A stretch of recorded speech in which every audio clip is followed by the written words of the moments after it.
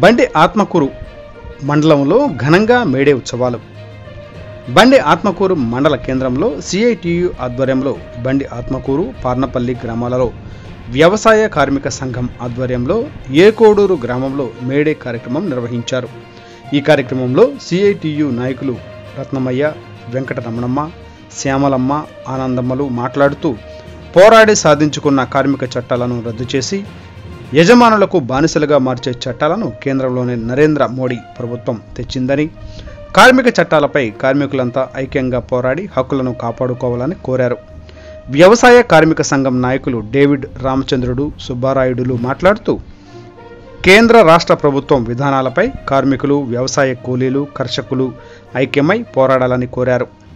ఈ కార్యక్రమంలో భవన నిర్మాణ కార్మిక సంఘం నాయకులు చాంద్ బాషా, కాజులు మాట్లాడుతూ భూ నిర్మాణ కార్మికులకు సంక్షేమాన్ని ఏర్పాటు చేసి కార్మికులను ఆదుకోవాలని కోరారు.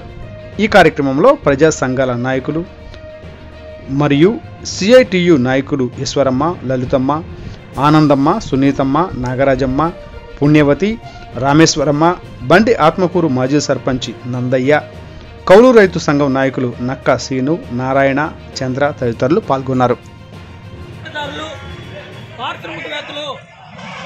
కార్మికులు అణిసివేయడం కోసం 8 గంటల పనిదినాన్ని ఇవ్వడానికి ఇష్టపడి లేకపోవడం వలన జట్టి శాఖలు చేయించుకోవడం కోసం ఆ రోజు యాజమాన్యం తలపెడితే వాళ్ళు మెడలు వంచి 8 గంటల పనిదినాన్ని సాధించుకునే రోజు ఈ మేడే జరుపుకోవడానికి కార్మికులు బానిసలు కాదు, కార్మికులు పని భద్రత కావాలని, కార్మిక హక్కులు సాధించుకోవడం కోసం, కార్మిక చట్టాలు సాధించుకోవడం కోసం, కార్మిక భద్రత కోసం ఈరోజు మేడే కార్యక్రమాన్ని జరుపుకుంటున్నాం.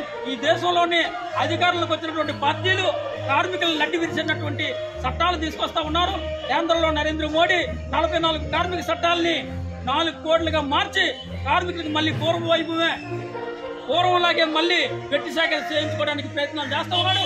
నరేంద్ర మోడీ తాలూకా నడ్డి విరిసి అయినా కార్మికుల తాలూకా 8 గంటల పనితనం ఏదైతే ఉందో, కార్మిక పని పద్ధతి ఏదైతే ఉందో అది సాధించుకోవడం కోసం మేము కార్మికులందరం కలిసి ఏకమై ప్రపంచవ్యాప్తంగా 10 గంటలు సాధించుకున్నట్టే పని భద్రతను కూడా నిలుపుకోవడానికి పోరాటాలు చేస్తాం. రేపు రానున్నటువంటి ఎన్నికల్లో కేంద్రంలో నరేంద్ర మోడీ, రాష్ట్రంలో జగన్మోహన్ రెడ్డిని కార్మికుల వ్యతిరేక పోరాటాలు ఏవైతే ఉన్నాయో, కార్మిక వ్యతిరేక నిర్ణయాలు ఏదైతే ఉన్నాయో వాళ్ళు నిర్మించుకోకపోతే రేపు ఓటనే సాధనం ద్వారా వాళ్ళకి బుద్ధి చెప్పాలని కార్మికులందరికీ, మీ అందరికీ సిపిఐ పార్టీ నుండి, ఏఐటీ నుంచి విజ్ఞప్తి చేస్తా ఉన్నా. ఈ సందర్భంగా మన కార్మిక నాయకుడు ఆనందరావు గారిని మాట్లాడుతున్నారు.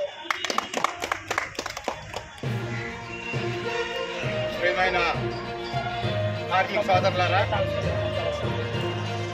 ఈరోజు ప్రపంచవ్యాప్తంగా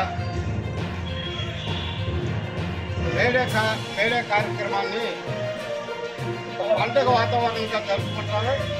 మరి ఈ సందర్భంగా మనం చెప్పినట్టు మన జిల్లా సెక్రటరీ గారు చెప్పారు కదా, ఈ ఏదైతే 2024 సార్వత్రిక ఎన్నికల్లో ఉండడం వల్ల కొన్ని ఆంక్షలు ఏర్పడ్డాయి. ఆ ఆంక్షల నుంచి మనం చేసుకోవడానికి ఉత్సాహపూర్తంగా మరింత ఉద్రేకపూర్తంగా చేసుకోలేకపోయాం. ఒక ముఖ్యమైనటువంటి మనం ఒకటి గమనించాలి, ఈ దేశంలో, ఈ ప్రపంచంలో మొత్తం మీద ఎక్కడైనా ఎన్నో రకాల జెండాలు పుట్టే, ఎన్నో రకాల జెండాలు మన కళ్ళ ముందు కనిపిస్తూ ఉన్నాయి.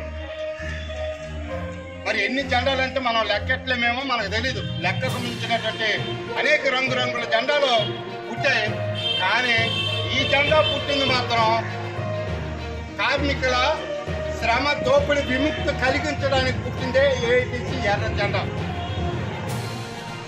శ్రమను దోపిడీ చేస్తున్న దగ్గర నుంచి విముక్తి కలిగించడానికి ఆనాడు ఉన్నటువంటి భౌతిక పరిస్థితిని బట్టి, పరిపాలన విధానాలు బట్టి బూర్జువా పార్టీలు, పెత్తందారులు ఒక బానిసల్లాగా చేసుకొని 12 గంటల పని దినాలు, 12 గంటలు, రోజుకు 12 గంటలు పనిచేసే విధానాలు వాళ్ళు అవలంబించి కార్మికుడు శ్రమను దోపిడీ చేసి వాళ్ళు పెద్దోళ్ళు అవుతున్న సందర్భంలో కూడా త్యాగాలు చేసి ఎందరో మంది ప్రాణాలు త్యాగం చేసి ఆ ప్రాణ త్యాగాల నుంచి ఆ రక్తంలో తడిచినట్టుంటే ఏఐటీసీ ఎర్ర జెండా